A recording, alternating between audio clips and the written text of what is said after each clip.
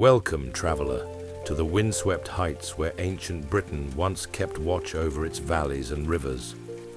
Tonight, we journey back nearly 3,000 years to a time when communities chose elevation over ease, building their homes and lives upon hills that still bear the scars of their earthworks.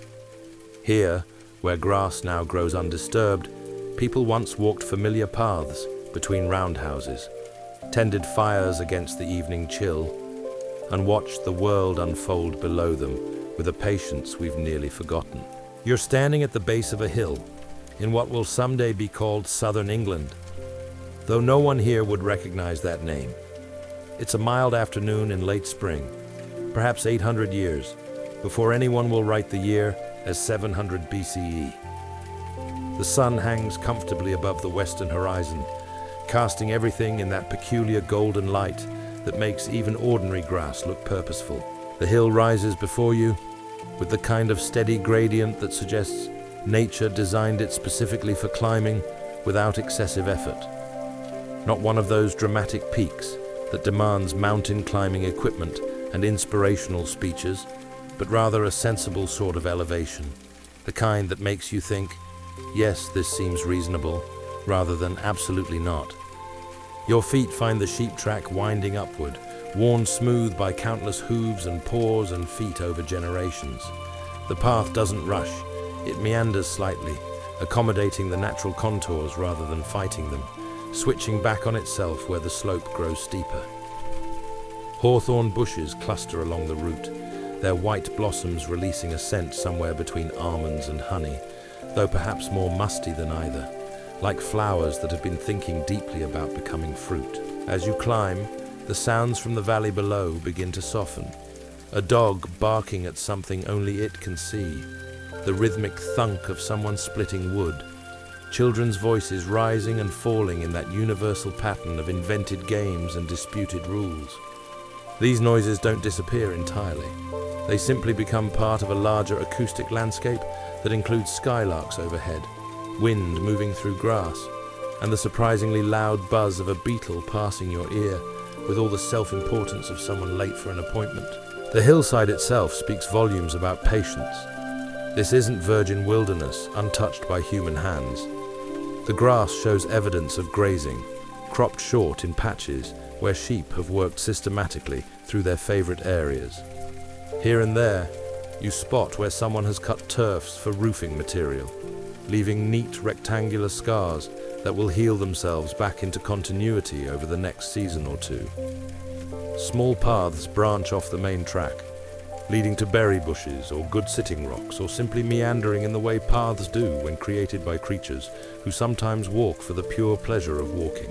Halfway up, you pause not because you're winded, but because the view has started to reveal itself. The valley spreads below with that casual magnificence of landscape that existed long before anyone thought to call it scenery. A river curves through it, catching the light in silver fragments where it breaks over stones. Darker green patches mark where trees cluster in wet hollows. Lighter areas show where fields have been cleared, though calling them fields overstates the geometry involved. They're more like places where we convince the forest to take a break for a while. You can see smoke rising from several points in the valley, thin grey columns that climb upward before dispersing into invisibility. Someone's cooking, someone's keeping warm, someone's doing whatever it is that requires a controlled fire on a perfectly pleasant afternoon. The smoke moves slowly, reluctantly, like it's in no particular hurry to stop being smoke and become just part of the general air. Continuing upward, you notice how the vegetation changes with elevation. The trees, which dominated the lower slopes, have given way to scrub and then to grass, punctuated by hardy low bushes that have made peace with wind exposure.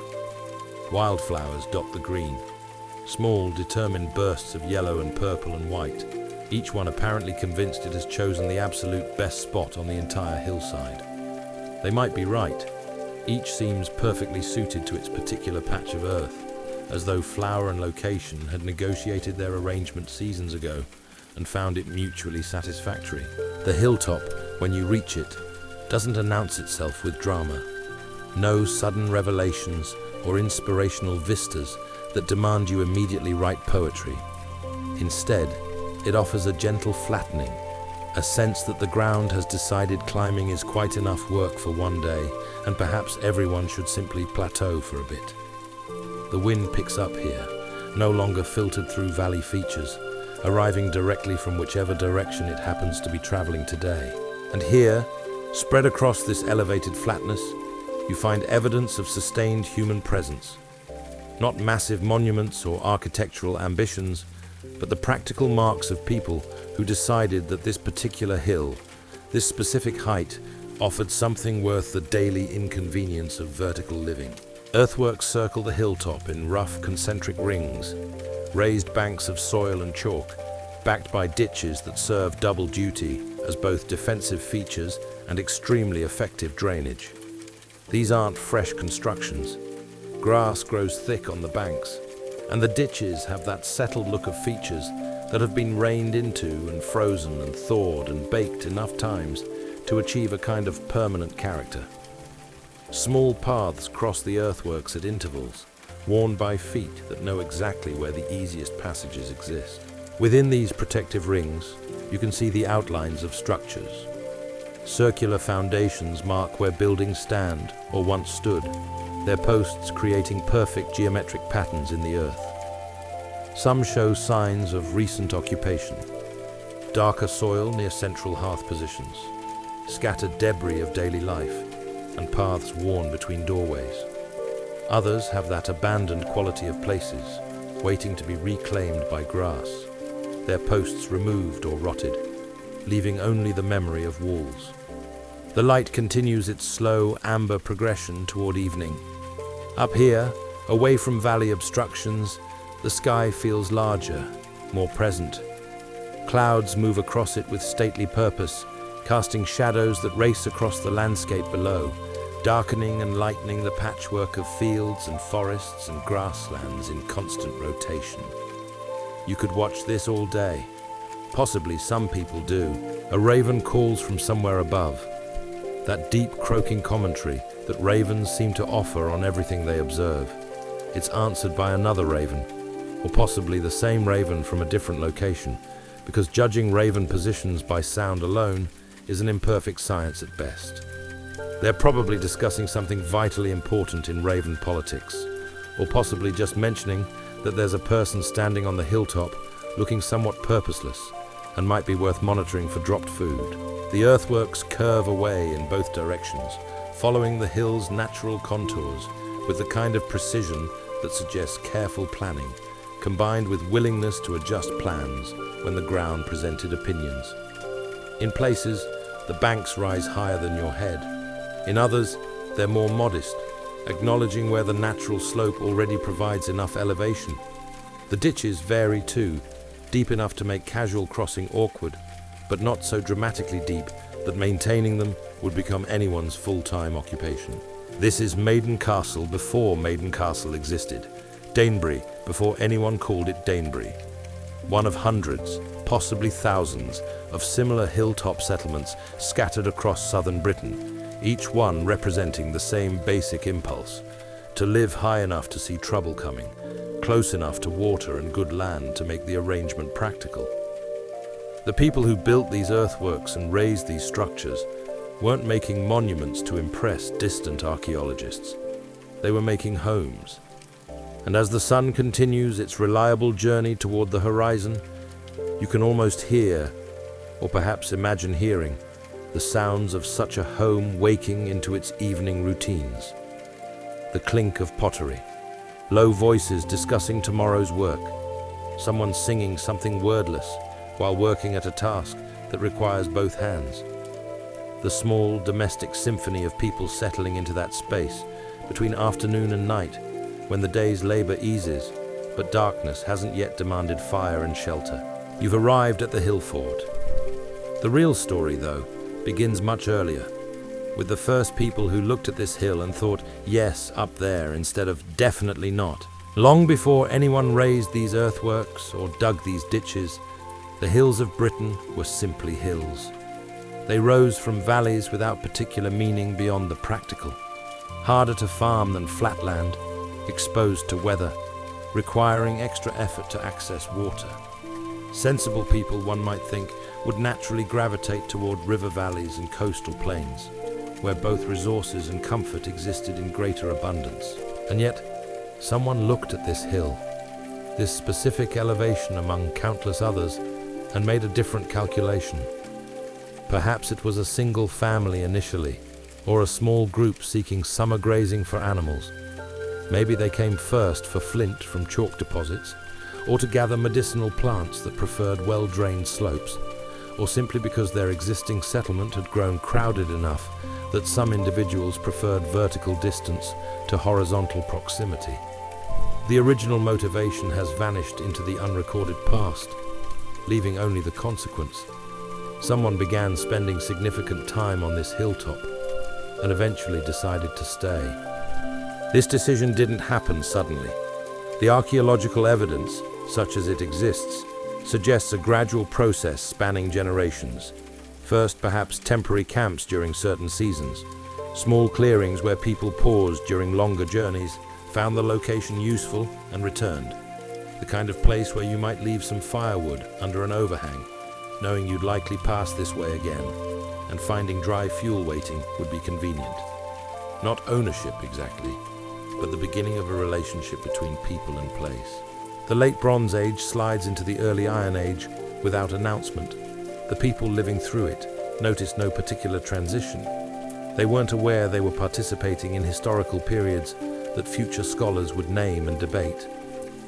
They simply continued doing what made sense, keeping animals, growing grain, making tools, raising children, and arguing about whose turn it was to fetch water from the spring. Life's essential negotiations remained constant, even as the specific technologies slowly evolved. But something was changing in how communities organized themselves across the landscape. Population pressure, perhaps. Climate fluctuations that made certain lowland areas less reliable. Social complexity increased to the point where groups needed more defined territories. Or possibly just the accumulated wisdom that hills offered strategic advantage worth the daily inconvenience. You could see approaching strangers when they were still distant enough to prepare either welcome or defense. Whatever the specific motivation, someone decided to make this hilltop more permanently habitable. The first structures were likely simple. Single roundhouses built where the ground was flattest, their conical thatched roofs requiring no particular innovation. The people who built them had been constructing such houses in valleys for generations. Moving the same architectural tradition uphill didn't require new building techniques, just a willingness to carry materials to a less convenient location and accept that wind exposure would test their thatching skills. These early hilltop settlers didn't arrive empty-handed from nowhere. They brought with them entire traditions of how to live, techniques for preserving food, patterns for weaving cloth, and knowledge of which plants healed and which caused interesting problems. They brought pottery styles learned from mothers and grandmothers, metalworking skills passed down through apprenticeships, and songs whose origins no one remembered, but everyone still sang while working at tedious tasks. Daily life on the hilltop would have required certain adjustments. Water, that fundamental necessity, didn't conveniently present itself on most hilltops. Springs existed in some fortunate locations, emerging where geology and elevation created the right conditions. But many hill forts depended on wells dug deep through chalk and clay, or on regular journeys down to valley sources. Hauling water uphill is exactly as enjoyable as it sounds, which explains why ancient peoples often assigned this task to whoever had least successfully argued their way out of it. Yet people persisted in their elevated living arrangements. The archaeological record shows continued occupation, expanded building, and increasingly elaborate earthworks. The advantages, whatever they were, outweighed the inconveniences. Perhaps it was safety, the ability to see trouble approaching from miles away, time to organize defense or hide valuables, or simply prepare a more convincing argument about why invading this particular hill wouldn't be worth anyone's effort. Or perhaps community itself was the attraction.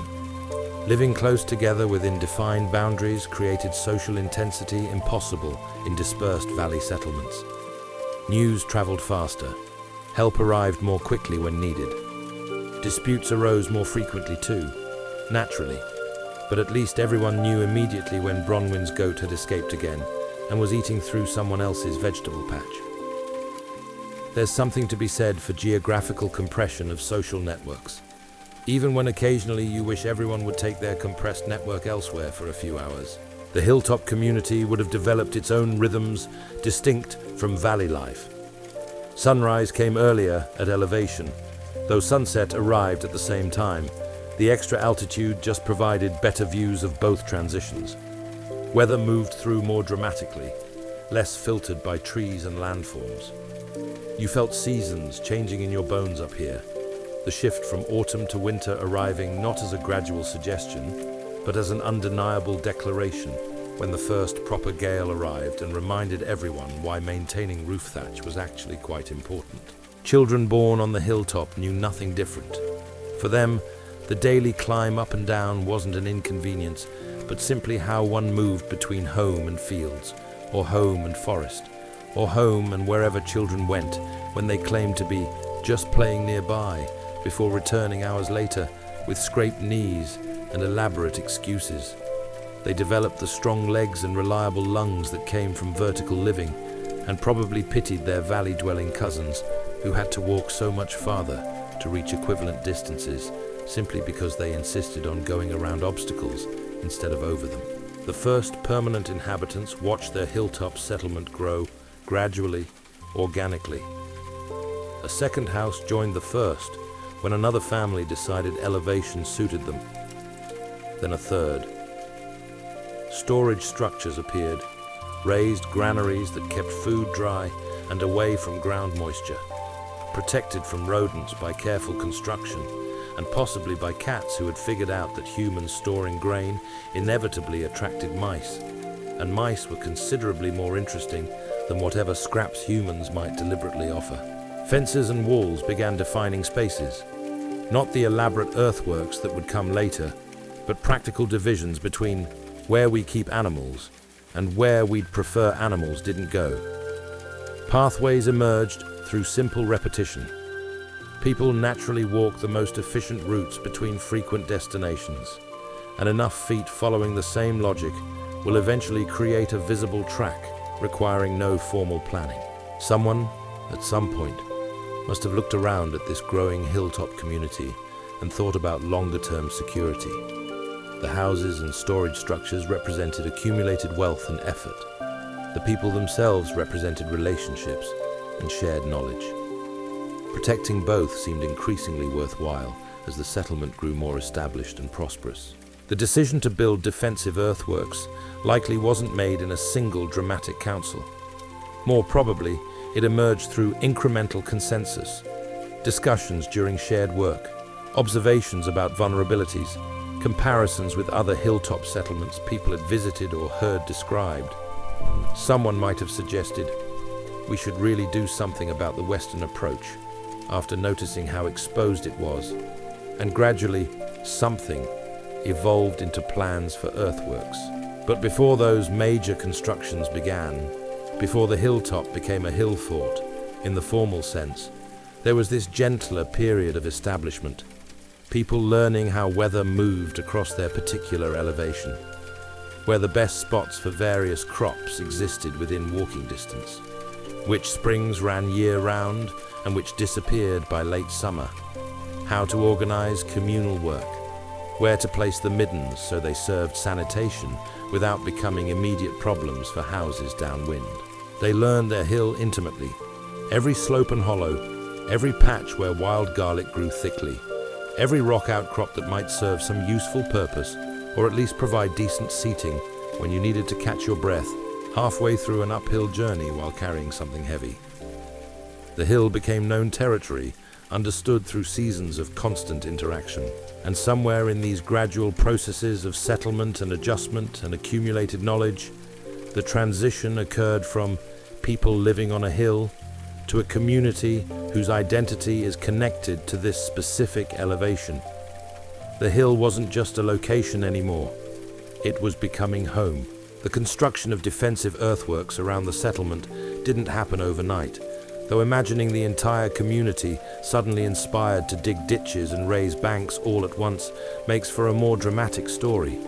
Reality proceeded more slowly, more pragmatically, with the kind of incremental decision-making that characterizes most human enterprises that last longer than a few enthusiastic weeks. Someone likely began by marking out a line, perhaps using stakes and cord, or simply scraping a visible groove in the turf to indicate this is where we're thinking the earthwork might go. Others would have walked this proposed line, offering observations about how it interacted with natural contours, where it might need adjustment, and whether extending it slightly to include that useful spring would be worth the extra digging effort. Once the route was agreed upon, or at least agreed upon enough that work could begin while remaining disagreements continued in the background, the actual labor commenced.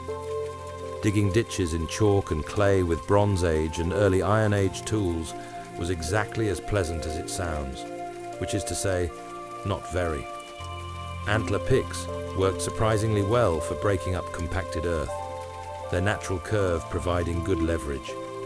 Shoulder blades from cattle, mounted on wooden handles, served as effective shovels.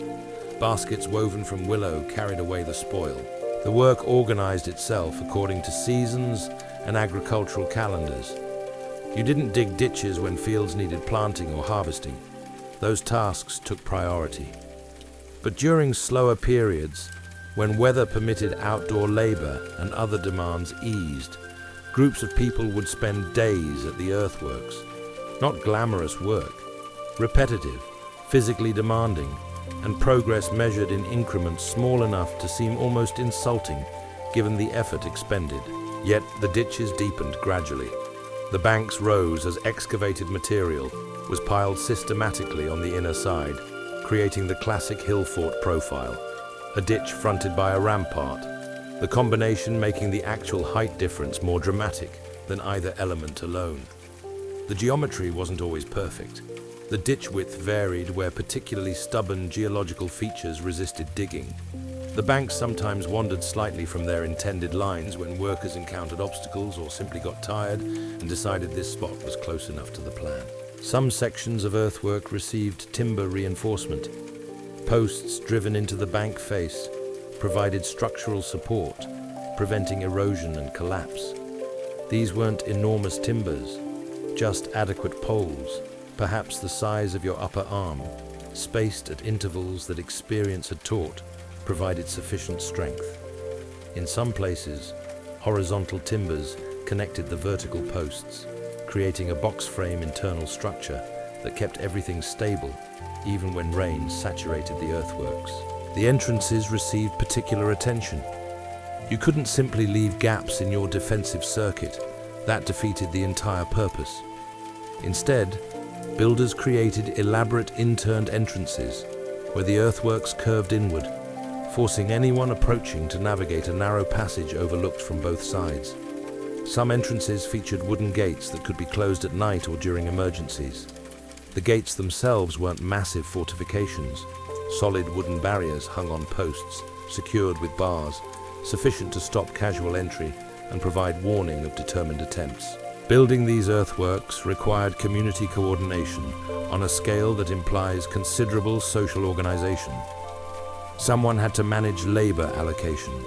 Someone needed to ensure workers received food during their days at the ditches. You can't expect people to spend daylight hours moving earth without feeding them adequately. Someone tracked progress, identified sections needing attention, and coordinated the simultaneous work of dozens of individuals toward a unified end result. This level of coordination suggests leadership structures we can't directly observe from earthwork traces alone, but the earthworks themselves testify to it indirectly. You don't get several thousand feet of ditch and rampart, carefully planned and systematically executed, without people willing to follow directions and accept that their individual preferences about exactly where the ditch should go sometimes need to accommodate the larger design. The work likely proceeded in stages over years. Perhaps they started with the most vulnerable approach, establishing earthworks across the western side where the slope was gentlest. Once that section proved itself effective and manageable, they extended the circuit gradually, adding new sections as resources and labor permitted. Each generation inherited an incomplete hill fort and left it slightly more developed for their children. Children probably watched this construction with the same fascinated boredom that children bring to most adult projects, intensely interesting for brief periods, then forgotten until something dramatic happened, like someone discovering an underground spring while digging or accidentally unearthing an interesting bone that sparked debate about what animal it came from. They likely played on partially completed earthworks, sliding down newly raised banks or jumping across narrow ditch sections until adults noticed and expressed opinions about children playing on important defensive structures. The earthworks changed how the hilltop felt. Before, it had been open, continuous with the surrounding landscape. After, it became defined, inside and outside clearly delineated. The ramparts blocked certain views while emphasizing others. Wind patterns changed, the earthworks creating sheltered areas on their leeward sides. Water drainage improved dramatically, the ditches channeling rainfall away from living areas. Not every hill fort followed identical designs, each adapted to its specific topography and community needs. Some created single circuits of earthwork. Others built multiple concentric rings, adding additional defensive layers over time. Some incorporated natural features like cliff edges into their circuits, saving labor by letting geology do some defensive work. Others had to muscle through entirely with human effort because their hilltops offered no convenient natural assistance. The chalk excavated from ditches created brilliant white scars across the landscape, visible for miles, gleaming especially bright after rain. Whether this visibility was an intentional display or simply an inevitable consequence of construction methods remains unclear, but it certainly announced the Hillforts' presence to anyone traveling through the region. Yes, those white earthworks proclaimed, there are people here, organized people, people who command resources and labor sufficient to rearrange significant portions of hillside. Perhaps keep this in mind when making your travel plans. Not all hill forts were primarily defensive. Some seem more focused on controlling access, less about withstanding attacks, and more about managing who came and went, collecting tolls perhaps, or simply maintaining community boundaries. The earthworks served multiple purposes: practical defense, social definition, ritual boundary, and probably several other functions we haven't imagined, because our modern contexts don't prepare us for how Iron Age communities thought about space and territory. As the earthworks took shape, the settlement within evolved too. Houses multiplied, storage structures proliferated. The internal geography organized itself with increasing definition. Areas for specific crafts, zones for animal pens, and clear pathways connecting major structures.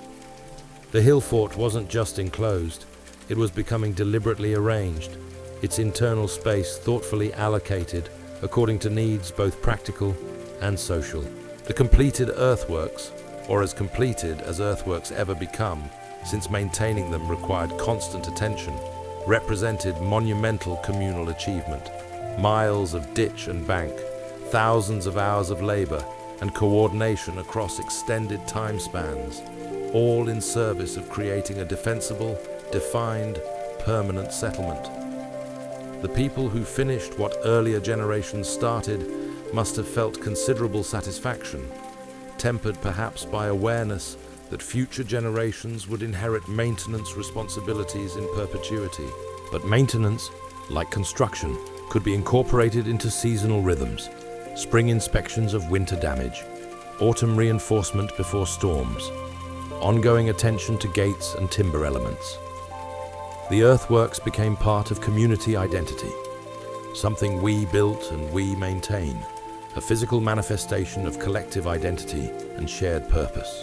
And within these protective circuits of earth and timber, daily life continued with the kind of determined normalcy that characterizes human existence regardless of whether one lives in a hill fort or valley, or anywhere else that humans decide to call home. Morning on the hilltop begins with smoke, thin threads rising from central hearths, climbing through smoke holes in conical thatched roofs, dispersing into the early light. The smoke moves lazily, unhurried, as though still deciding whether becoming fully awake is really necessary just yet. Someone has already revived yesterday's fire, coaxing it back to useful life with careful attention, and probably some muttering about why fires can't simply stay lit overnight without requiring human intervention. The roundhouses stand in loose clusters, their walls of wattle and daub forming circles that range from quite modest to reasonably impressive, depending on the household's size and prosperity. Thatched roofs extend well past wall lines, creating deep eaves that shed rain away from foundations. Each house faces roughly southeast, catching morning light while turning shoulders toward prevailing winds. Not a coincidence, generations of experience taught optimal orientation long before anyone thought to write it down. You emerge from one such house, stooping through the low doorway, straightening into the morning air.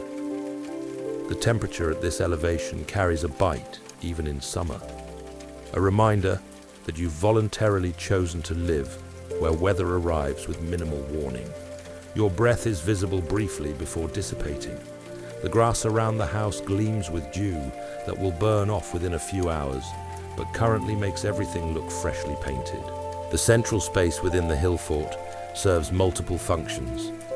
Open ground between houses provides areas for work that requires space and light. Hide preparation, large-scale weaving, tool making, and any craft that generates mess or smells are better conducted outdoors, where wind provides ventilation and space offers room for materials. Children appear gradually as morning progresses, emerging from houses with that rumpled appearance of people, recently vertical, but not yet fully committed to wakefulness. Smoke continues rising from various hearths. Cooking smells join it, grain porridge bubbling in pottery vessels, occasional hints of something more interesting when someone's preparing something beyond standard breakfast fare. People move between houses with that purposeful morning gait, suggesting errands remembered overnight. Borrowed tools are returning. Quick conversations about shared work planned for today.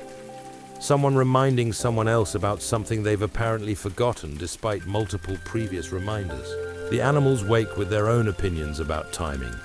Pigs root in their pen, making those conversational grunts that pigs offer when expressing general satisfaction with existence. A few sheep bleat from the area designated for overnight animal containment, not distressed, just mentioning they're awake in case anyone wants to know. A dog stretches extensively, then trots off on important dog business that requires checking every interesting smell around the settlement's perimeter. Water collection starts early. Several people head toward the spring or well, carrying pottery vessels or leather containers. The spring lies just outside the western earthwork, emerging from chalk at a location convenient enough that someone undoubtedly considered it a primary factor in choosing this hilltop initially. The water runs clear and cold, tasting faintly of the stone it's traveled through, emerging at a rate that's reliable even during summer drought. Inside one of the larger roundhouses, a family navigates breakfast routines with the kind of choreographed chaos that characterizes any household containing multiple generations. Grandmother stirs the porridge, adding dried fruit sparingly because winter supplies remain precious, even as spring progresses. The children crowd near the hearth, seeking warmth and food simultaneously. Their father checks tools by the doorway, selecting what he'll need for today's work in the lower fields. Their mother wraps yesterday's bread in cloth, adding it to a basket along with some cheese and dried meat. Lunch for anyone working too far from the hill fort to return midday. The crafts that sustain hill fort life happen everywhere you look. Near the eastern earthwork, someone set up a pottery station where spring clay has been carried up from the valley, worked to proper consistency, and formed into vessels waiting for firing. The work requires patience, coiling clay ropes into vessel shapes, smoothing surfaces and adding decorative elements that please the eye while providing texture for better grip. Each vessel reflects individual choices within established traditions. This particular curve of rim, that specific pattern scratched into shoulder areas. Metalwork happens in a designated area where fire hazards can be managed. The smith works mostly bronze, though iron is increasingly common as knowledge of the trickier metal spreads. The forge requires constant attention. Temperatures must be maintained precisely, and air blown through bellows at correct intervals. Watching someone work metal is hypnotic. The heating until color indicates readiness, the hammering that shapes material through percussion, and the quenching that fixes form. Sparks fly, metal rings. Something useful emerges from careful violence and precise timing. Textile work fills the time of anyone whose other tasks permit. Spinning wool into thread happens almost unconsciously, hands working drop spindles while attention focuses elsewhere, on conversation or thought, or simply watching the world move through its day. The rhythmic twist and drop, the growing weight of spun thread around the spindle, the way muscle memory handles complexity so consciousness can wander. Weaving happens on larger looms, with warp threads weighted with clay or stone and weft threads pass through in patterns that create not just cloth, but identity. Colors and patterns declaring origin and status through visual language everyone understands. The fields surrounding the Hillfort require daily attention. Some lie close enough that workers return for a midday meal. Others, particularly the larger cleared areas in the valley, mean longer days away from the settlement. People head out in groups, carrying tools and food, planning their labor according to season and crop and weather.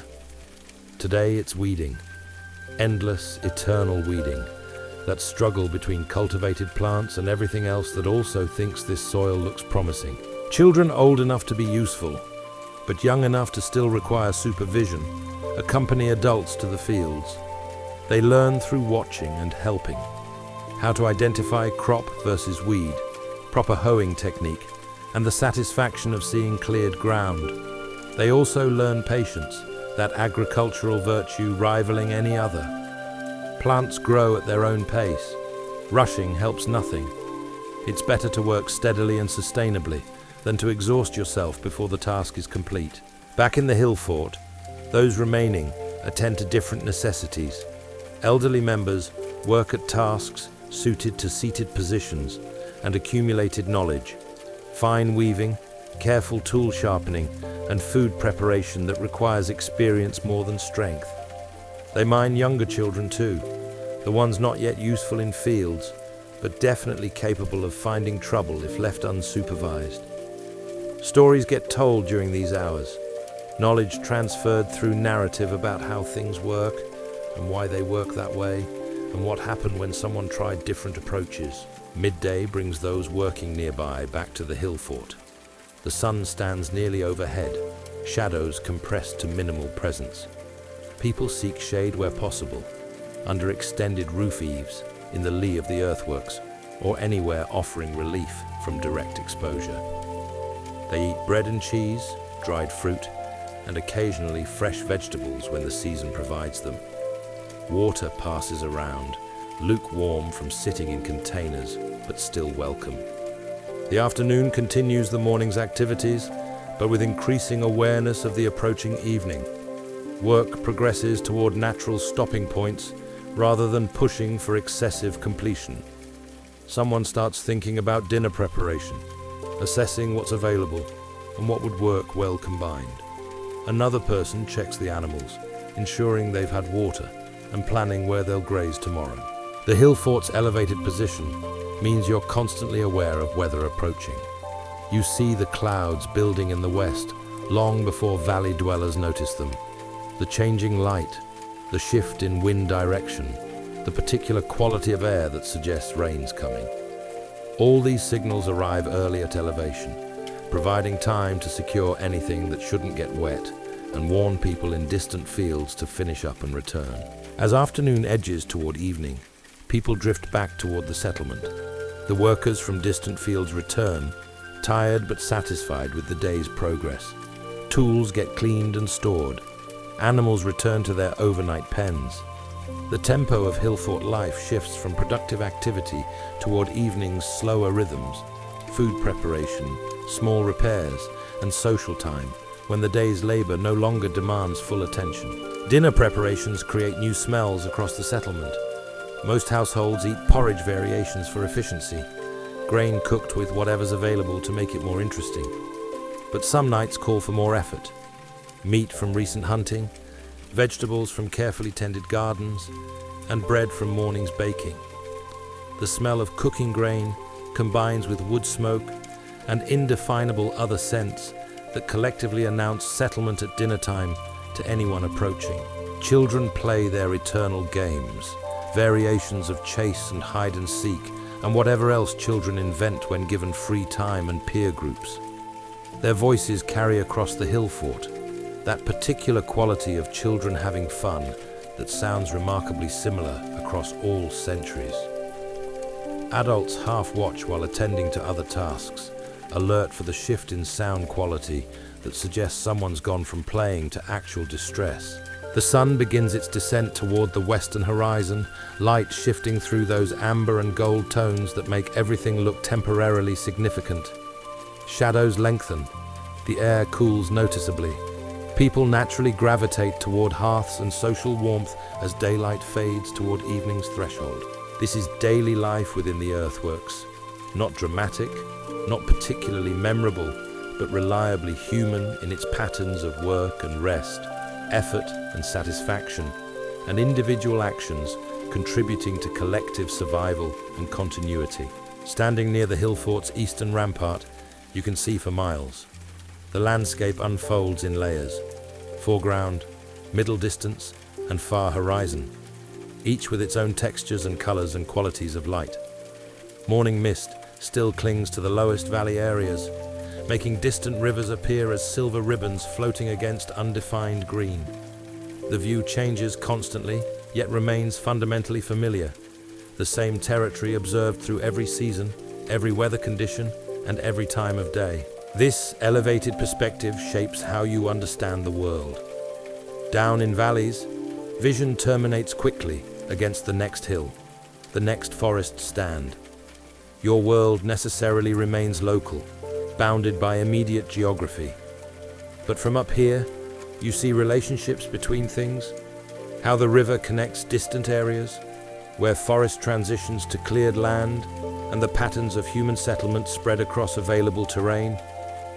You see not just your own small territory, but the larger landscape you're part of. The valley directly below shows patchwork cultivation. Fields irregular in shape follow terrain contours, bounded by hedgerows or stone clearance piles. Some lie fallow this year, already showing signs of returning vegetation. Others bear crops at various stages of growth. The patterns make sense from above in ways invisible from ground level. The agricultural logic of crop rotation, the careful distribution of labor across available arable land, and the balance between production and soil maintenance. Smoke rises from several points in the valley. Other settlements, smaller than the Hillfort, mark where families or small kin groups maintain farmsteads. You know these people. They're connected through marriage or trade or simply proximity. They bring grain to the Hillfort for storage during times of plenty. They seek refuge within the earthworks when threats materialize. They participate in seasonal festivals and major communal work projects. The threads of connection between Hillfort and valley settlements create social fabric as real as any woven textile. The forest covers much of the visible landscape, interrupted by cleared areas but remaining dominant. Not the primeval wilderness of earlier millennia.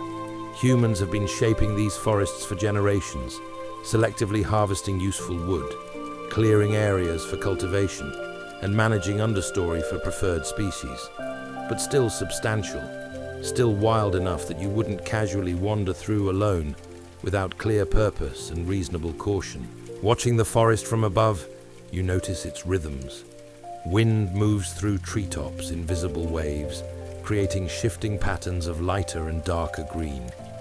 Birds rise and settle, In autumn, the color changes progress, like a slow fire spreading across the canopy. In winter, bare branches create lacework against the sky. In spring, that almost painful bright green of new growth transforms everything. The forest lives, breathes, and changes. It's a backdrop, a resource, and a neighbor simultaneously. The river curves through the valley in that confident, meandering way rivers develop over geological time.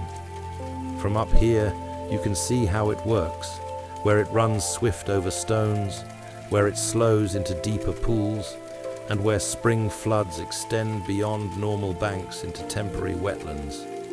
The river provides water, fish, transportation, natural boundaries, and countless other services to everyone living within its watershed.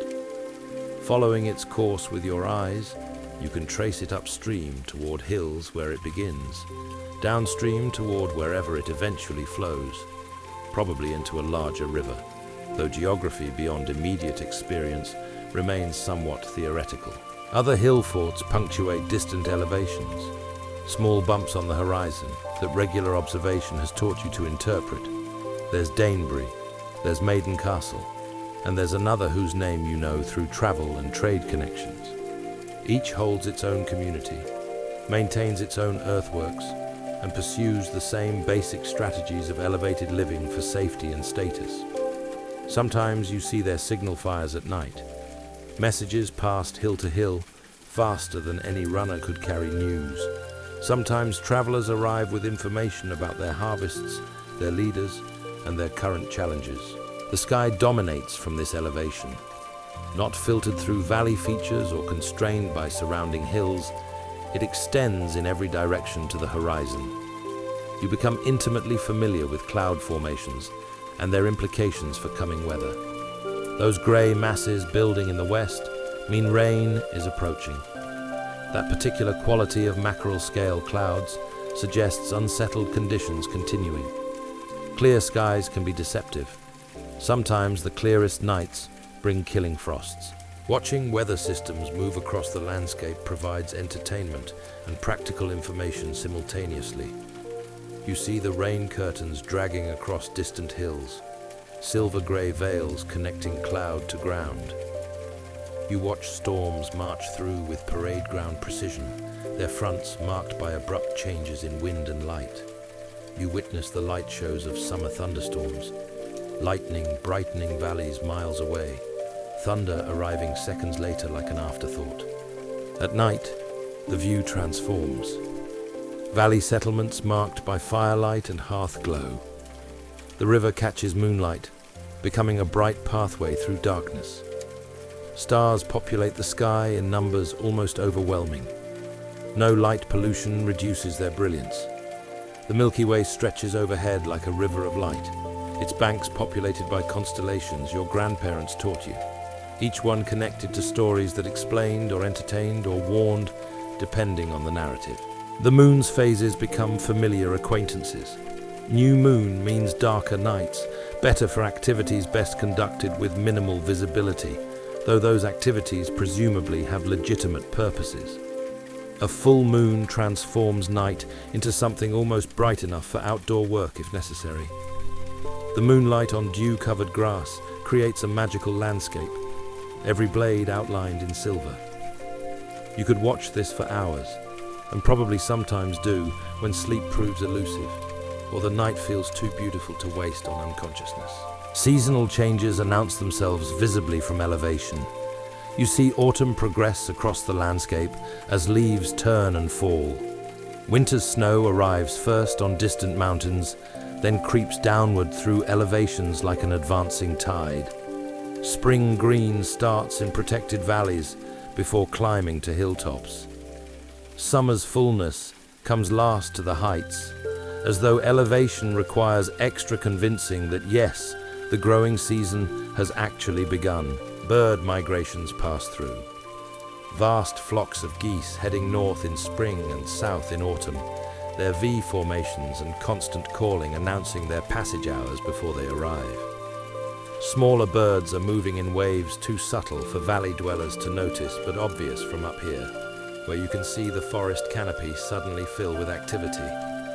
The migrations remind you that the world extends far beyond the visible horizon, that these birds travel between distant territories you can only imagine. The moon itself becomes a companion of sorts.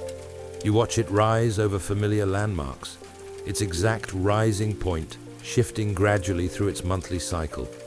You note where it sets, which hills it illuminates most strongly, and how its light transforms known landscapes into something slightly mysterious.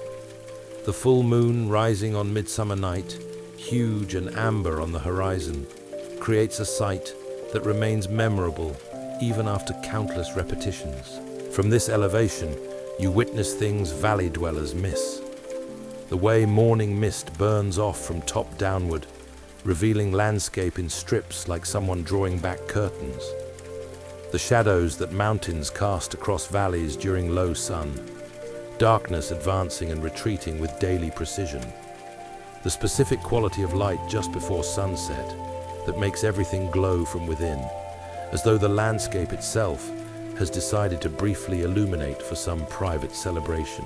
Sometimes you simply stand and watch, not from duty or necessity, but because the view satisfies something fundamental. The sense of place, of being connected to landscape and community simultaneously. The knowledge that this view has been observed by countless others who stood where you stand now, who saw the same hills and rivers, though details changed, and who found similar satisfaction in elevation's perspective. The view from above shapes identity. Your Hillfort people, elevated people, people who see far and understand territory in ways valley dwellers don't. Not superior exactly, just different. Your position creates different awareness, different concerns, and different relationships with space and distance, and the larger patterns of land and weather. And as light fades and the world softens toward evening, the view remains, constant, changing, always worth attention. Autumn arrives with that particular slant of light that seems designed specifically to make you nostalgic for summer before it's even properly gone. The sun is tracking lower each day, shadows are lengthening, and there is that golden quality to afternoon illumination that photographers centuries from now will spend lifetimes trying to capture. Harvest occupies everyone's attention, the culmination of the year's agricultural effort, make or break time for winter stores. The grain fields around the Hillfort turn shades of amber and gold. Barley ripens first, its heads heavy and nodding in the wind.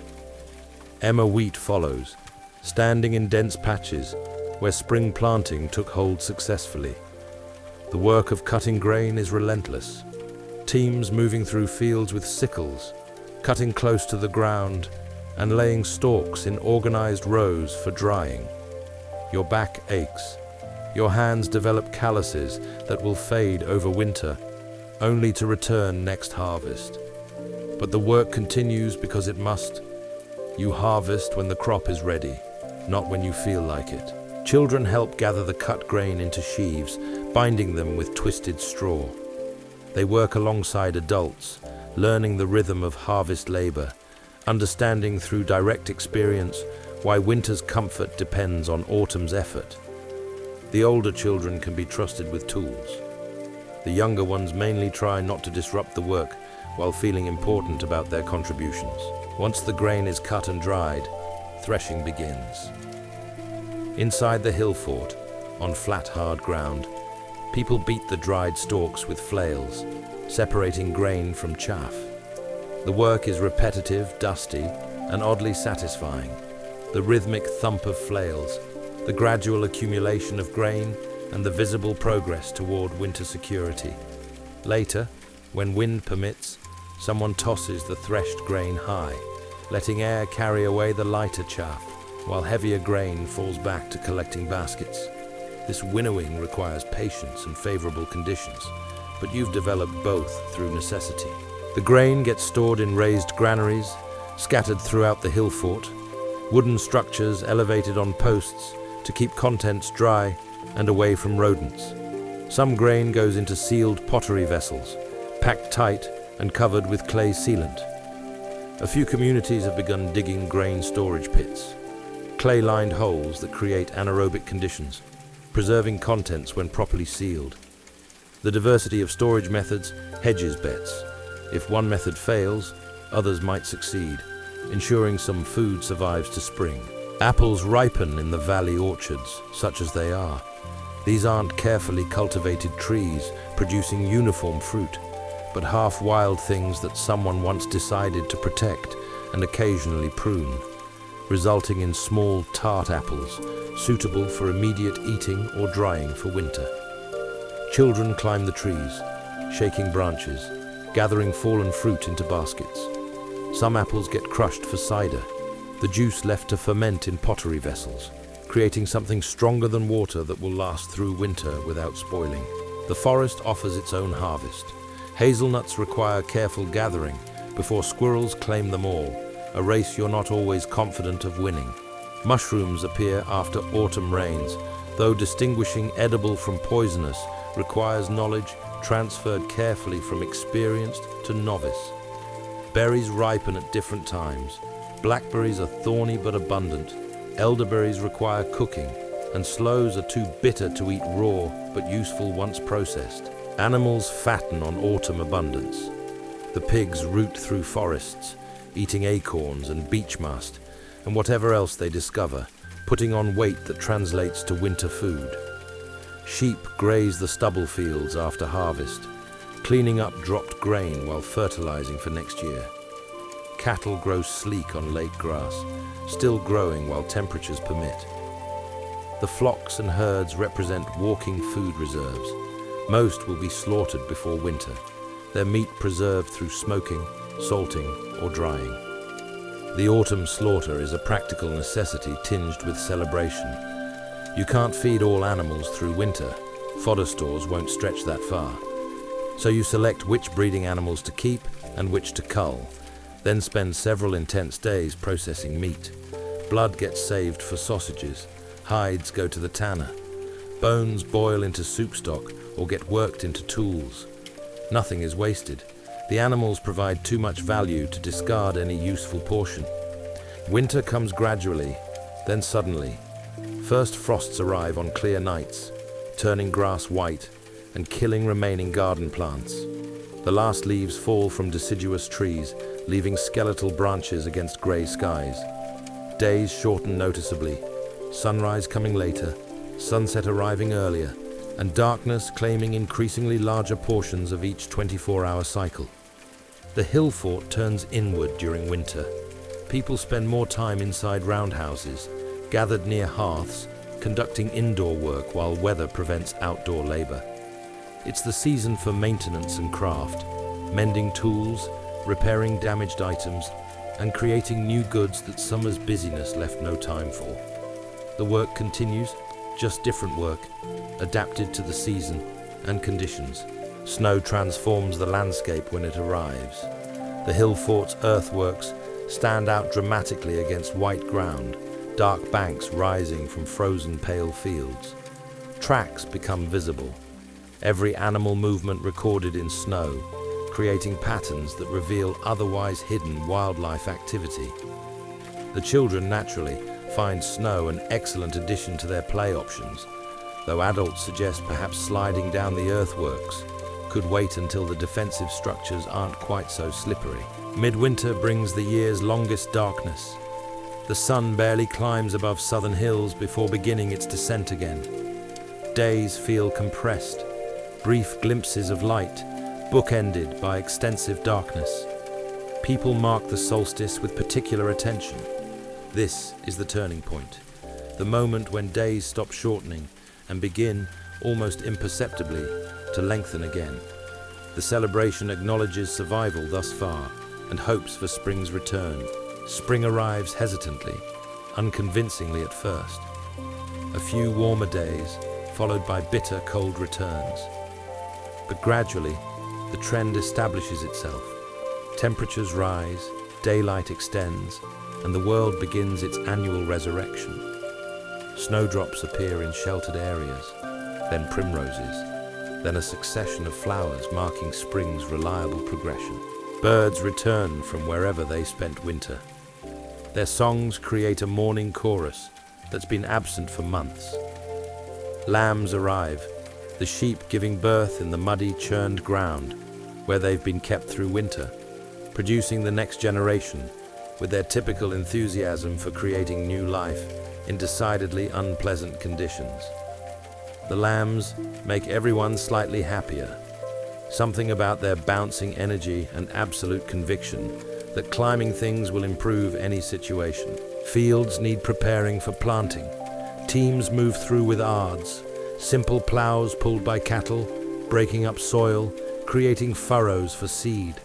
The work tests both human and animal strength, battling winter-compacted earth, arguing with roots and stones, and proceeding slowly across acreage that needs covering before planting season passes. Behind the plow teams come the seed sowers, scattering grain in patterns learned through generations, achieving coverage that looks random but actually reflects careful distribution. Spring also brings renewal of valley activities, repairs to winter damage, fences mended, structures weatherproofed, paths cleared of debris. The animals go out to graze, leaving winter pens behind, spreading across the landscape like released prisoners joyfully embracing freedom. People can work outdoors again without fighting cold and can extend their days beyond the brief midwinter light. Summer arrives with its own intensity. Long days allow extended work periods.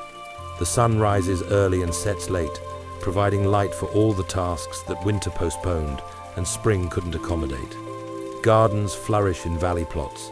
Vegetables and herbs grow rapidly, requiring constant attention to watering and weeding and protection from animals who also appreciate fresh greens. The crops in fields grow steadily toward harvest.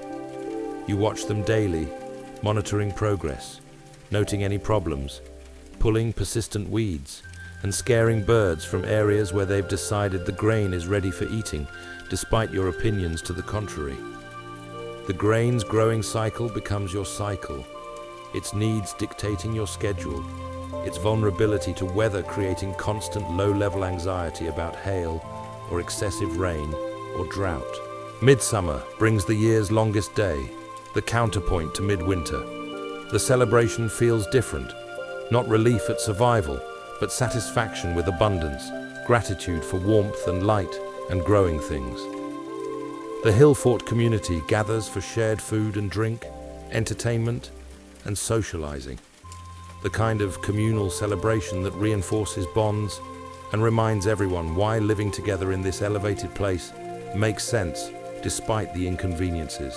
And then the year curves back toward autumn, beginning the cycle again. The seasons turn with reliable rhythm, planting and growing, harvest and preservation, winter survival and spring renewal, and the endless repetition that characterizes agricultural life. Each year resembles the previous, yet brings its own variations: a late frost, an early harvest, summer drought or excessive rain. The details change while the pattern persists. Inside the roundhouse, your grandmother shapes clay with practiced hands. The pottery vessel emerges gradually from the coiled ropes she builds up layer by layer, smoothing the joins, maintaining the curve she's carrying in her mind. She's been making pots longer than you've been alive, longer than your mother's been alive, and the knowledge sits in her fingers like muscle memory. This particular vessel will hold grain through winter, its rim carefully finished to accept a lid that will seal contents against moisture and pests. The clay came from the valley, dug from a deposit your community has used for generations. Not just any clay. This specific source, worked by countless potters, produces vessels that survive firing and daily use.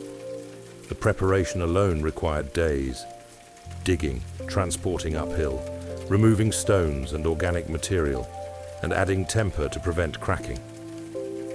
Then the clay aged, allowing it to achieve proper consistency, becoming workable through processes partly understood and partly mysterious. Near the doorway, your uncle works on a new spear shaft. The ash wood was selected months ago, chosen for grain pattern and lack of knots, and cut during the correct moon phase. Not that everyone agrees moon phases matter, but tradition suggests they do. And why risk it? The wood has been drying since then, losing moisture that would otherwise cause warping. Now he shapes it with careful scraping, using bronze tools to achieve the gradual taper that balances strength with throwing efficiency. The metalwork happens at the forge area, where temperatures can be managed safely. Bronze casting requires precise heat control, correct alloy ratios, and careful handling of molten metal that doesn't forgive careless attention. The smith melts old, broken items along with new ingots, pouring liquid metal into shaped molds, creating tool heads and decorative pieces, and whatever else the community needs. Each casting represents multiple skills: metalworking, obviously, but also mold making, design sense, and understanding of how cooled metal will behave compared to its molten state. Iron remains trickier. It requires higher temperatures, different techniques, and more uncertainty about final results. But iron tools keep edges better than bronze, and iron is becoming increasingly available through trade networks stretching across the continent. The smith experiments, learns through trial and expensive errors, and gradually masters the temperamental material. Each successful iron blade or tool tip represents a minor victory against a metal that seems actively determined to make things difficult. Textile work fills available time constantly. Wool processing begins with shearing, wrestling sheep into cooperation, removing their fleece in sections, and trying not to accidentally nick the overly mobile animal beneath all that wool. The fleeces get cleaned, removing the natural lanolin and accumulated dirt. Then comes carding, aligning the fibers so they'll spin smoothly. And finally, spinning itself, that meditative process of drafting and twisting wool into threads strong enough for weaving. The spinning happens everywhere, while walking between locations, while chatting with neighbors, while supervising children, while resting between other tasks. The drop spindle twirls, the thread lengthens, and gradually enough thread accumulates for weaving. The constant low-level productivity of spinning means thread appears almost magically, as though created by the ambient activity of daily life, rather than deliberate focused work. Weaving transforms thread into cloth through that clever manipulation of warp and weft that seems simple once understood, but required remarkable innovation to invent initially.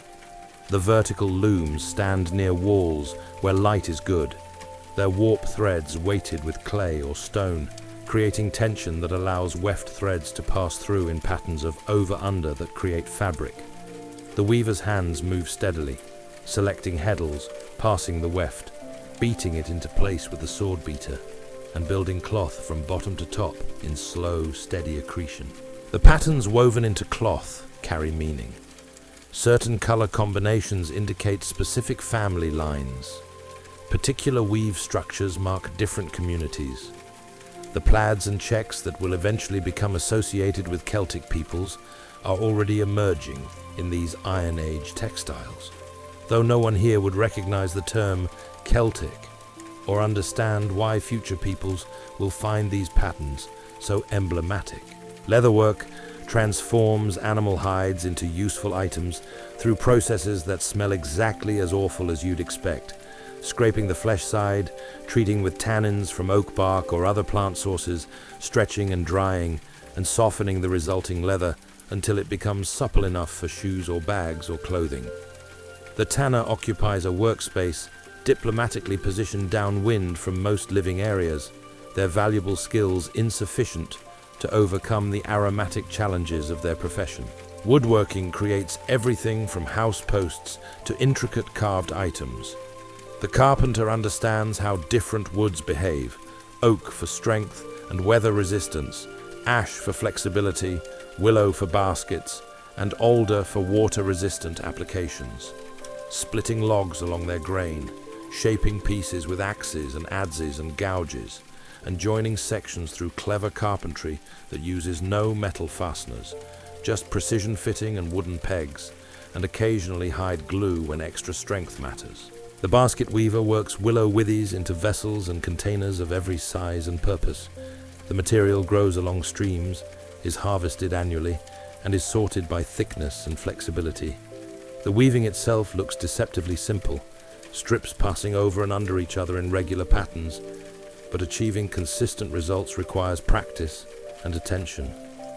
Baskets carry everything, store everything, and organize life's accumulated possessions and daily necessities. Food preservation occupies significant attention and craft knowledge. Smoking meat requires the right wood, nothing resinous that would impart unpleasant flavors, nothing that burns too hot or too fast. The smoking takes days, with the meat hanging in specially constructed buildings where smoke can circulate properly, gradually dehydrating and flavoring simultaneously. Salt preserves through different mechanisms, drawing out moisture and creating a hostile environment for spoilage organisms. The dried, salted meat will last months, becoming progressively tougher but remaining edible. Pickling preserves vegetables in pottery vessels, the vegetables packed with salt or submerged in brine, creating conditions where beneficial fermentation can occur while preventing rot. The resulting pickles provide vitamins through winter when fresh vegetables don't exist. They also provide strong flavors that make monotonous winter diets more interesting, though interesting is perhaps generous, given how salty and sour preserved vegetables become. The medicinal knowledge sits primarily with elders who've learned through apprenticeship and experience. Which plants reduce fever? Which helps infected wounds? Which ease childbirth or stomach complaints or headaches? This knowledge represents community survival resources as important as food stores, knowing how to address common ailments without access to modern medicine, working with what grows locally or can be preserved for later use. Ritual items receive particular attention and care. The pottery used for important occasions is decorated with special patterns. The bronze pieces that see only ceremonial use. The textiles are woven specifically for significant life transitions, births, marriages, and deaths. These items carry meaning beyond their material worth, connecting present community to past tradition and future continuation. Every craft represents accumulated knowledge, generations of people learning through doing, refining techniques, discovering better approaches, and teaching the next generation who will continue the evolution. The crafts are living traditions, constantly adapting while maintaining core practices. Your grandmother makes pots slightly differently than her grandmother did, incorporating improvements learned through experience while respecting fundamental techniques proven reliable across generations. The teaching happens through observation and participation rather than formal instruction. Children watch adults working, gradually take on helper roles, and eventually attempt the craft themselves under supervision. Mistakes happen. Cracked pots, broken tools, cloth woven too loosely. But mistakes teach, and patient correction guides developing skills toward competence and eventually mastery. Within the Hillfort, these crafts create self-sufficiency. The community produces most of what it needs through internal labor. Trade brings in items that can't be made locally. Specific types of stone for tools, metals, salt, perhaps decorated pottery or luxury goods. But the daily necessities come from community effort, from hands working materials into useful forms, and from knowledge applied to resources through patient, skilled attention.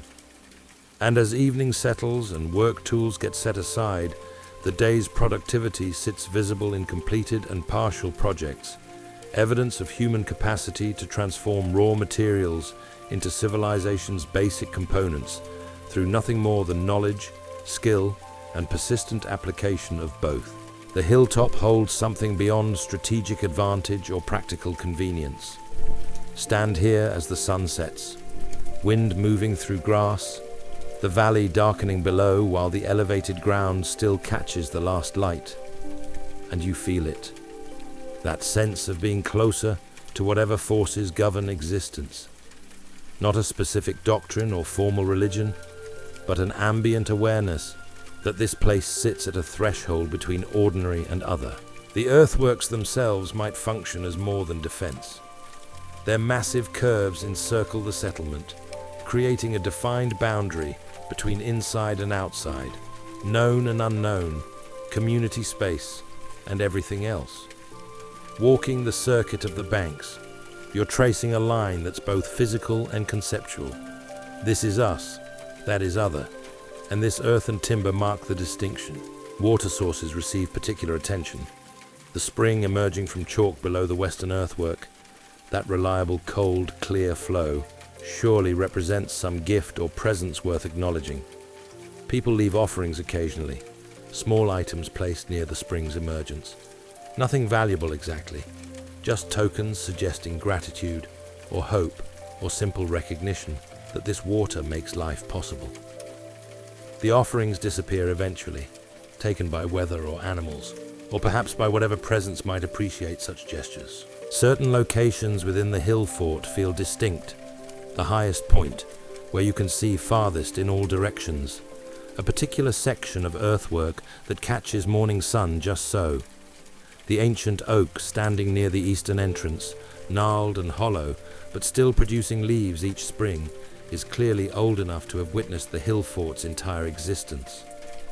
People naturally gravitate to these places for significant moments, important decisions, personal transitions, and times when you need to feel connected to something larger than immediate concerns. The seasonal celebrations acknowledge relationships between community and cosmic patterns. Midwinter's marking of the sun's return is recognition that darkness doesn't continue forever, that the pattern holds, and that spring will come again because it always has. The festival involves fire, humanity's controlled fragment of the sun's warmth, light against darkness, and heat against winter's cold. The communal gathering around flames, sharing food and drink, singing songs whose words matter less than the act of singing together. Midsummer celebrates opposite abundance, long light, growing crops, warmth, and plenty after winter's scarcity. The festivities feel different, less about survival and more about gratitude, less anxious and more celebratory. People stay up through the short night, watching the sun barely dip below northern horizons before returning. That magical time when darkness never quite arrives, and the world exists in extended twilight. The harvest celebrations acknowledge successful completion of the agricultural year. The gathered grain represents collective effort, favorable weather, and successful navigation of countless potential disasters. Thanksgiving isn't directed at specific deities necessarily. It's more a general acknowledgement that things worked out, that cooperation between human effort and natural forces produced abundance sufficient for survival. Birth brings its own rituals. The newborn child, fresh from whatever mystery creates new life, receives an introduction to community and place, perhaps a marking with water from the sacred spring, perhaps carrying the baby around the settlement's perimeter, formally including them within the earthwork's protection, perhaps just the gathered presence of extended family and neighbors, their witness creating social reality. This new person exists, belongs, and matters. Death requires different acknowledgements. The body must be addressed, sometimes burial, sometimes cremation, practices varying by family tradition and community custom. But beyond physical disposal, the transition from living to dead creates social adjustment needs. The person who existed yesterday no longer exists today, except in memory and influence and absence. The funeral rites help the community process this change, mark the transition, and acknowledge both loss and continuation. The ancestors remain present in memory and reference. Grandmother said, or in my father's time, or according to the old stories. These invocations connect present decisions to past wisdom and suggest that those who came before still influence through their transmitted knowledge and observed examples. The ancestors aren't necessarily supernatural presences, just the dead who remain alive through continued influence on the living. Special objects carry significance beyond their material nature. The bronze torque passed down through family lines, worn on important occasions, connecting the current wearer to previous generations who wore the same piece. The carved wooden figure kept near the hearth, representing something. Protection, perhaps. Good fortune. Connection to specific ancestors or events. The exact meaning matters less than the consistent presence and the care with which it's treated. Dreams and visions sometimes receive significant attention. Someone dreams of disaster and interprets it as a warning. Someone has a vision during a fever and finds meaning in the images. Not everyone believes such experiences carry reliable information, but neither can they be entirely dismissed. The boundary between imagination and genuine spiritual communication remains unclear enough that caution suggests taking such experiences seriously. The natural world presents spiritual dimensions. Trees that survive lightning strikes or grow in improbable locations suggest some protection or significance. Birds that behave unusually might carry messages. Weather patterns that benefit or harm crops reflect forces beyond human control, but possibly not beyond human influence, through proper acknowledgement and offerings. The hilltop position itself facilitates certain experiences. Clear nights reveal stars in overwhelming numbers, the Milky Way creating that river of light overhead, and the visible cosmos suggesting scales beyond human concerns. Storm watching from elevation provides perspectives on power. The lightning, the wind, and the rain curtains moving across the landscape with indifferent majesty. These observations naturally prompt questions about existence, purpose, and humanity's place within larger patterns. No formal priesthood appears to exist, no dedicated religious specialists. Instead, knowledge of appropriate practices and significant rituals is distributed through the community, held by elders, passed through family lines, and maintained through practice and teaching. Everyone participates in spiritual life because spiritual life is simply woven into ordinary existence, not separate sacred activities, but acknowledged dimensions of daily experience. The earth itself holds significance. This particular hillside, shaped by human effort into a defensible settlement, represents a sustained relationship between people and place. Multiple generations have lived here, died here, and shaped the landscape through their presence. The ground contains their work, the earthworks they raised, the post holes from their structures, and the middens of their daily living. The physical landscape is also a cultural landscape, saturated with human history and meaning. Walking the earthworks at twilight, you can imagine the accumulated presence of everyone who walked here before. Not ghosts exactly, just the sense of continuity, of being one more person in a long succession of people who stood in this same place, looked at this same view, and thought similar thoughts about life and death and community and existence. The feeling is neither oppressive nor celebratory, simply connecting, grounding, a reminder that you're part of something larger and longer than your individual span. The elevated ground offers perspective in multiple senses. Physical elevation provides literal long-distance vision, but perhaps also metaphorical elevation, the sense of being slightly removed from valley immediacy, able to observe patterns and relationships invisible from ground level. Not superiority exactly, but different positioning that enables different understanding. And as night fully arrives, stars emerging in their seasonal patterns, the Hillforts settling into darkness punctuated by hearth fires, the spiritual dimension remains present without requiring explicit acknowledgement, simply part of how the world is, how existence feels, how meaning emerges from the intersection of place and community and human consciousness, attending to both. The Hillfort doesn't end dramatically. No single catastrophic event marks its abandonment, no invasion or fire or disaster that creates clear historical punctuation. Instead, the ending comes gradually, almost imperceptibly, like light fading at day's end. You don't notice each incremental darkening, only eventually that what was bright has become dim. The first signs might simply be subtle shifts in maintenance. The earthworks still stand, but perhaps minor erosion goes unrepaired. A section of palisade that falls during winter storms doesn't get immediately replaced. Small gaps that would have been promptly addressed in earlier generations now linger, becoming permanent features through persistent neglect.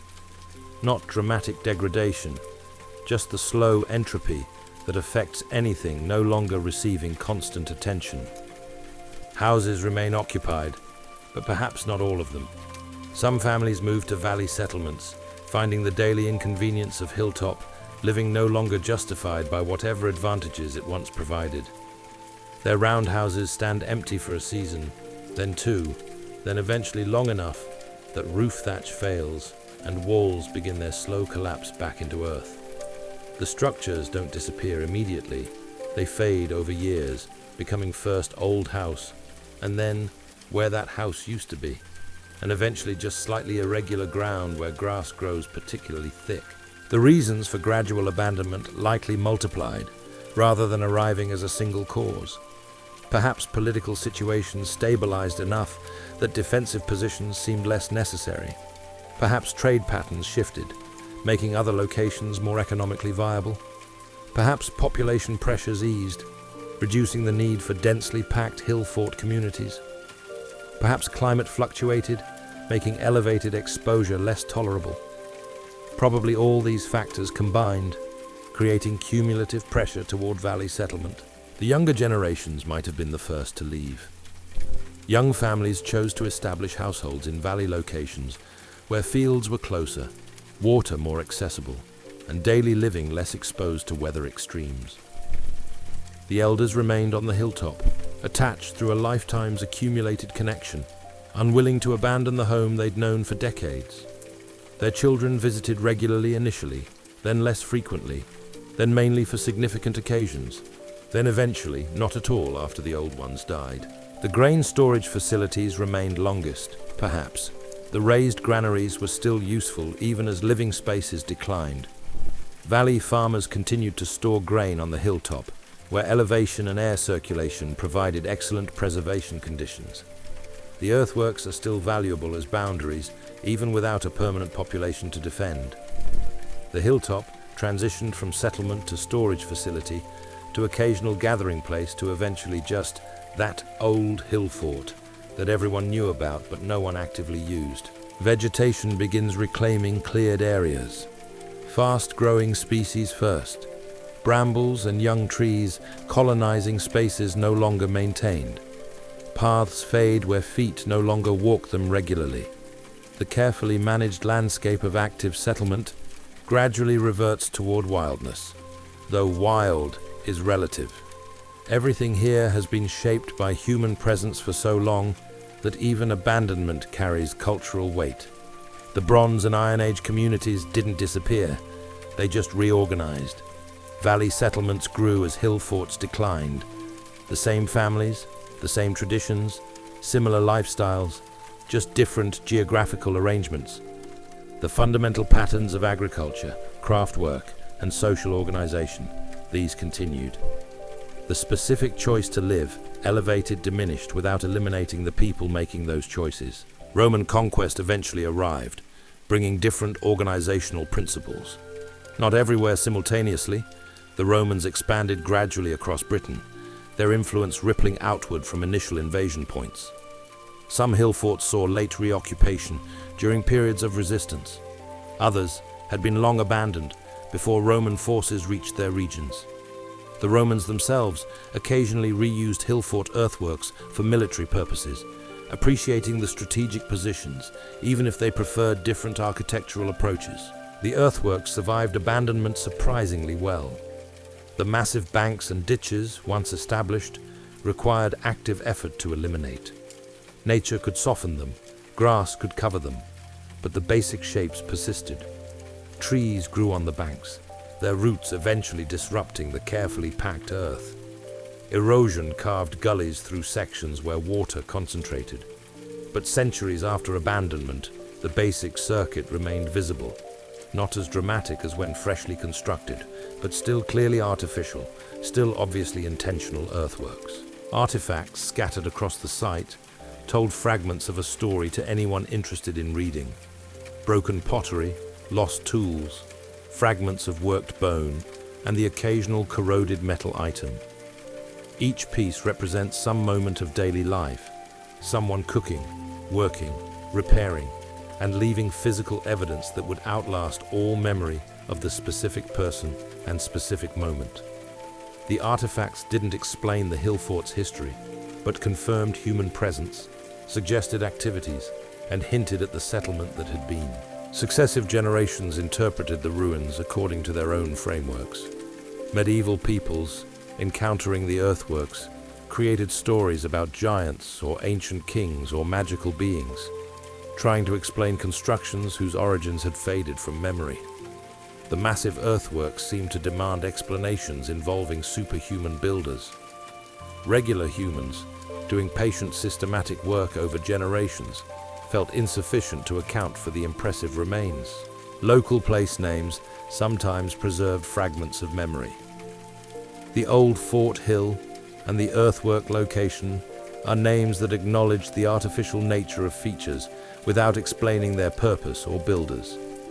Sometimes names reference supposed supernatural occupants, fairy forts, dragon hills, imagination filling the gaps left by lost history. Agricultural work continued around the Hillforts. Farmers plowed fields right up to earthwork bases, incorporated the flat protected areas within ramparts into their field systems, and occasionally complained about ancient ditches disrupting drainage patterns. The Hillforts became landscape features to accommodate and work around obstacles and resources simultaneously. The grass covered everything gradually. The exposed chalk that had gleamed white when ditches were fresh disappeared under vegetation. The defined edges of earthworks softened as centuries of plant growth, death and decay accumulated layers of soil. The dramatic visibility faded to subtle prominence, still noticeable to observant eyes, but no longer the dramatic scarring of the landscape that characterized active construction.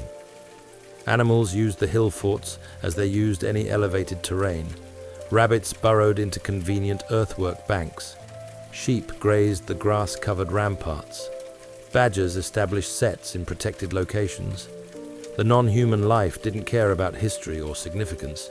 It just evaluated whether the location offered food, shelter, or other resources worth occupying.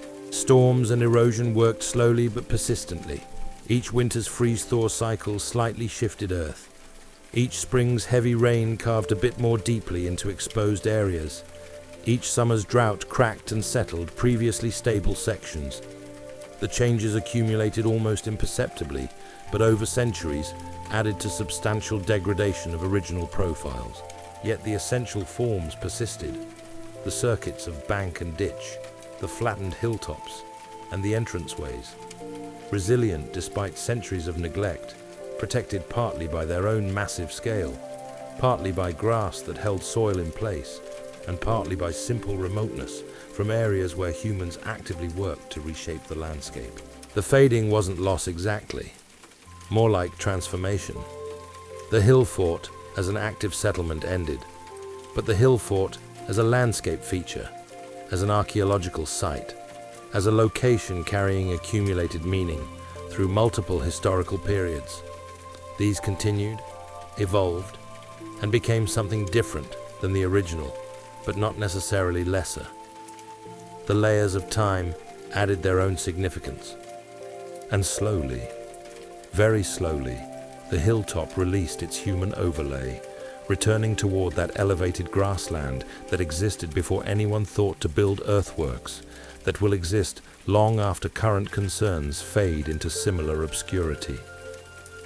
Not erasing what happened here, the human presence remains readable in every curve of earthwork, every artifact fragment, but incorporating it, making it part of the hill's biography, rather than its entire identity. You're standing on the same hill, though calling it the same requires considerable generosity, given how thoroughly everything has changed. The earthworks still curve across the hilltop, grass-covered now, softened by 2 millennia of weather and plant growth, but unmistakably artificial. Walking the circuit, you follow the same basic path that Iron Age feet once traveled. though the view has transformed beyond any recognition they'd manage. The valley below holds villages, roads, and cultivated fields arranged in geometric precision that would astonish ancient farmers. Cars move along paved routes, their speed and noise fundamentally foreign to any previous century's experience. Power lines cut through the landscape, telephone poles march in orderly rows, and somewhere in the distance you can hear the constant low hum of modern civilization's ambient soundtrack. But the hill itself remembers. The earthworks hold their positions with stubborn persistence, maintained now not through communal labor, but through conservation efforts and archaeological interest. The profiles have softened considerably, the ditches filled partially with erosion, the banks settled and spread, and the vertical differentiation diminished. But the basic circuit remains readable, the entrances still identifiable, and the overall layout clear to anyone who knows what to look for. Archaeological excavations have occasionally pierced the grass, revealing layers of occupation. Post holes mark where roundhouses stood, their spacing and distribution suggesting settlement organization. Midden areas yield pottery fragments, animal bones, seeds, and pollen that testify to ancient diet and environment. Metal detector surveys locate iron tools, bronze ornaments, and coins from later reoccupations. Each discovery adds detail to understanding, though the picture remains fragmentary at best. The modern landscape provides strange juxtapositions.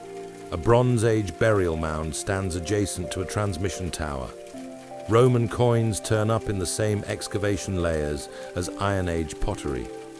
Medieval ridge and furrow ploughing cuts across earlier earthworks. The layers of time compress visibly, all the accumulated human presence existing simultaneously in the archaeological record, if not in living memory. Walking these grass-covered banks, you can still appreciate the scale of achievement. The miles of earthwork represent millions of hours of labor, digging, carrying, piling, and maintaining. The coordination required, the sustained effort across generations, and the vision of creating something that outlasted any individual lifetime. The people who built this are millennia gone, their names forgotten, their specific lives unknown, but their collective accomplishment still shapes the landscape. The view from the hilltop, while thoroughly modern, still offers that elevated perspective. You see farther than valley dwellers. Watch weather approaching across visible distance and observe the relationships between geographic features. The strategic advantages that made this location attractive 3,000 years ago remain inherent in the topography, even though strategic considerations have evolved beyond recognition.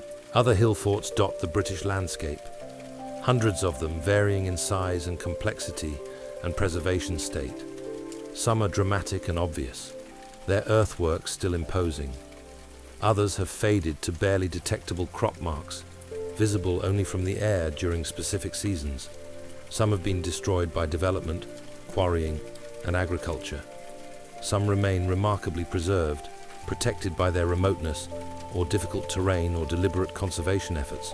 Together, they represent a chapter of British prehistory, the period when elevated settlement made sense for sufficient numbers of communities that the landscape became dotted with these earthwork enclosures. The reasons varied by location and time, but the overall pattern suggests widespread adoption of similar strategies for similar perceived needs. Modern visitors bring their own interpretations. Some see primarily military installations, focusing on defensive aspects. Others emphasize social and economic functions, trade centers, community gathering places, and symbols of territorial control. Still others highlight ritual and spiritual dimensions, elevated places connecting earth and sky, boundary markers between mundane and sacred.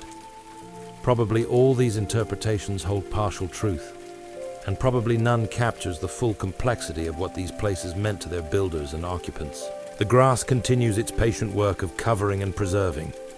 The best protection these earthworks have received has been simple neglect. Abandoned early enough that they escaped later development, remote enough that agriculture didn't level them. and undramatic enough that treasure hunters mostly ignored them. Just grass-covered hills, interesting to specialists, but invisible to most people rushing past on roads that connect more compelling destinations. Some hill forts have become recreational sites, public parks where families picnic on ancient earthworks. Children run up and down banks without knowing their significance, and dogs chase balls across flattened interior spaces where roundhouses once stood. The democratization of these spaces seems appropriate somehow, returned to communal use, even if the specific community has changed beyond all recognition. Educational programs bring school groups to walk the earthworks, touch pottery fragments, and imagine life without electricity or running water or any modern convenience. The children listen politely, maybe absorb some information, and probably mainly remember that walking up hills is tiring, and ancient people apparently didn't mind being uncomfortable, which seems strange. But perhaps something settles into memory, the scale of the earthworks, the concept of people living here long ago, the persistence of human presence across incomprehensible time spans. The night sky above the Hillforts remains closer to what ancient viewers saw than almost any other aspect of the experience. Light pollution has expanded, certainly, but remote Hillforts still offer relatively dark skies, where stars appear in numbers approaching historical visibility. Standing on the earthworks at night, watching the Milky Way arc overhead, creates temporal connection. This is what they saw, this same celestial display, these same patterns rotating through seasons, the universe indifferent to how thoroughly human circumstances have transformed. Seasons still turn. Spring still brings new growth to the hillsides. Summer still warms the earth and lengthens days. Autumn still paints the landscape in amber and gold before winter strips it to essential forms. The cyclical patterns that governed Iron Age life continue their eternal repetition, binding modern observers to ancient rhythms deeper than cultural change. The hill forts remind us of continuity and change simultaneously. The same landscape, utterly transformed. The same human impulses for security, community, and connection to place, expressed through completely different mechanisms. The same basic needs, food, shelter, social bonds, met through evolved solutions. The earthworks themselves are both monuments to what was and reminders of what persists. Some hill forts host modern druids conducting ceremonies based on partial reconstructions of ancient practices. Whether these ceremonies bear any resemblance to actual Iron Age rituals remains unknowable, but the impulse itself, to mark significant times, to gather in elevated places, to acknowledge connections to land and history, echoes something fundamental that perhaps transcends specific cultures and time periods. Research continues refining understanding. New excavations, new analytical techniques, and new theoretical frameworks. The story of the hill forts gets revised regularly as evidence accumulates and interpretations evolve. What seemed certain decades ago becomes questioned. What seemed unknowable yields to new investigative methods. The past doesn't change, but our understanding of it does, constantly, and perhaps that's appropriate. The hill forts weren't static when occupied. They evolved through their active centuries, adapted to changing needs, and reflected ongoing processes rather than fixed states. That they continue evolving in how they're understood and used seems consistent with their fundamental nature as living places rather than frozen monuments. The grass bends in the wind, just as it bent 3,000 years ago. The sun sets behind the same western hills, though the valley holds lights now that will never fully extinguish. And the earthworks endure, patient witnesses to human occupation past and present, waiting for whatever future generations will make of these grass-covered banks and subtle ditches that mark where people once decided elevation mattered enough to permanently reshape a hilltop. The hill forts exist now primarily as questions.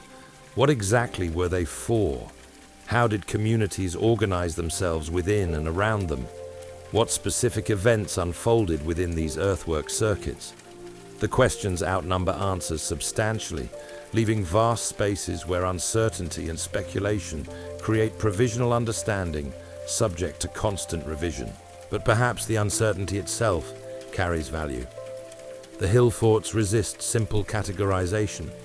They were military installations and peaceful settlements, defensive positions and community centers, practical solutions and symbolic statements.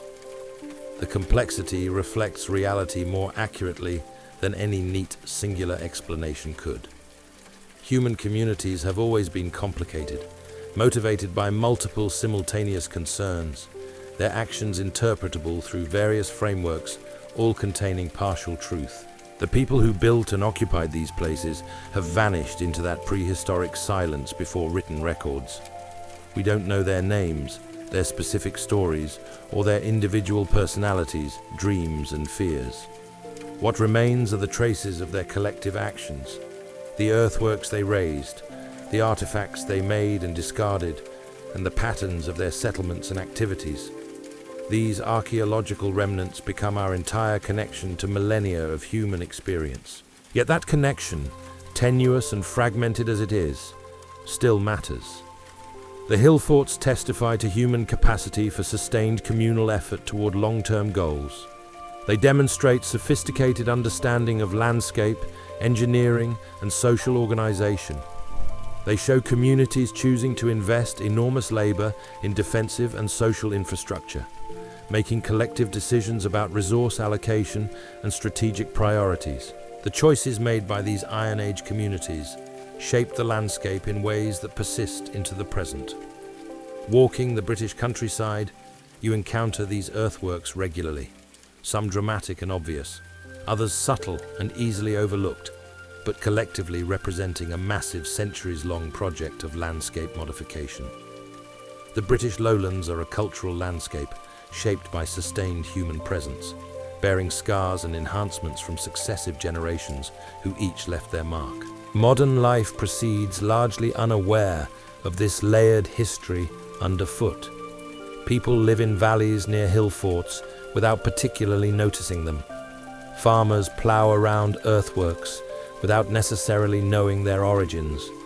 Hikers walk circuits without recognizing they're following paths established millennia ago. The Hillforts have become naturalized, incorporated into the landscape so thoroughly that their artificial nature often goes unnoticed. But for those who attend to them, the Hillforts offer perspective on time, change, and persistence. They remind us that current arrangements aren't permanent or inevitable.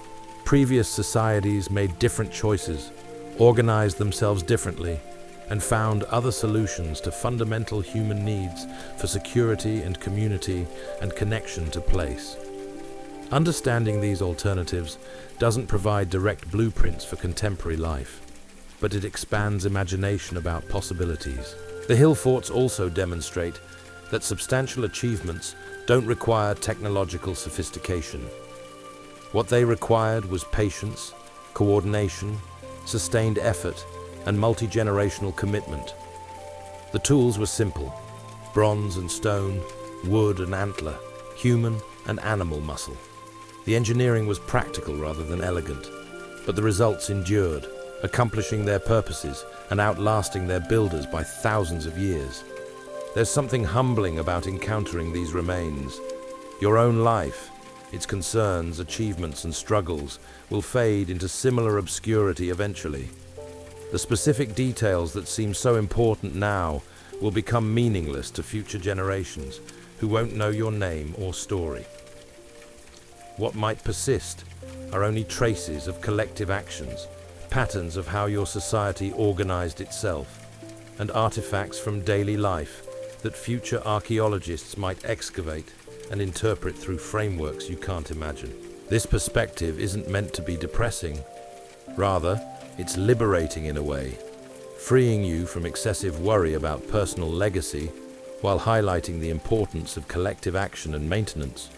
What endures are communal achievements, social structures, accumulated knowledge, and physical modifications of the world that persist beyond individual lifespans. The Hillforts teach patience. the slow work of building over generations, maintaining across centuries, and accepting that individual contribution is just a fragment of a larger ongoing process. Modern culture often emphasizes immediate results, individual achievement, and rapid progress. The Hillforts offer counterpoint, long effort, collective work, and incremental progress accumulating to substantial change. They also teach humility about our own permanence. These Iron Age communities probably felt their settlements were permanent, their earthworks eternal. They couldn't imagine the day when their home would be just grass-covered ruins that occasional academics study and hikers walk past without real understanding. Yet that day came, just as similar days will come for all current settlements and achievements we consider solid and enduring. But there's also a continuity message. The people left, but people remained. The specific Hillfort settlements ended, but communities persisted in new arrangements. Human life continued, adapted, and evolved. The fundamental patterns, seeking security, building homes, raising children, making tools, celebrating seasons, managing death, persisted even as specific expressions changed. We're connected to those ancient communities through these ongoing human patterns. Standing on a hill fort at sunset, wind moving through grass, distant valley growing dim while elevated ground catches last light. You can feel that connection. Not mystical exactly, but real nonetheless. The same sun setting over the same hills, viewed from the same elevated position, though everything else has changed. That consistency of sun and hills and elevation creates a thread connecting the present observer to countless previous observers who stood similarly and watched similarly and thought similarly about light and time and transience. The hill forts will continue fading gradually.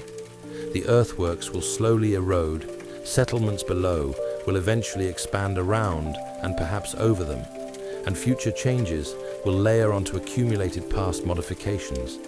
But barring catastrophic disruption, the basic forms will persist for centuries more, grass-covered, softened, but still readable as intentional human modification of landscape for purposes that archaeologists will continue debating and visitors will continue imagining. And perhaps that's a sufficient legacy, to persist as questions more than answers, to provoke curiosity about past lives and past choices, to demonstrate that humans have always been builders and organizers and community makers, and to show that ordinary people doing consistent work can achieve extraordinary things that outlast them by millennia. The silent guardians watch over nothing now, their defensive function obsolete, their occupants long gone. But they guard something else: memory of human capacity, evidence of sustained communal achievement, and a reminder that current arrangements are just one temporary solution to eternal challenges of how to live together safely and productively. As darkness settles completely and stars emerge in their eternal patterns, the hill forts become silhouettes against the sky, dark, curved lines distinguishing elevated ground from surrounding terrain. Tomorrow, people will walk here without thinking much about it. Children will play on ancient earthworks. Dogs will chase balls across former settlement spaces. Sheep will graze the banks. And the hills will remain, patient, persistent, bearing their layers of history with the same indifference they brought to accumulating those layers originally. Just hills, really. But hills that remember, in the way landscape remembers through persistent form, what humans once chose to make of them. The story isn't finished. The hill forts continue existing, continue changing, continue being interpreted and used and misunderstood, and gradually become better understood. Future generations will bring new questions and new frameworks and new technologies for investigation. The sites will yield new information, provoke new debates, and serve new purposes.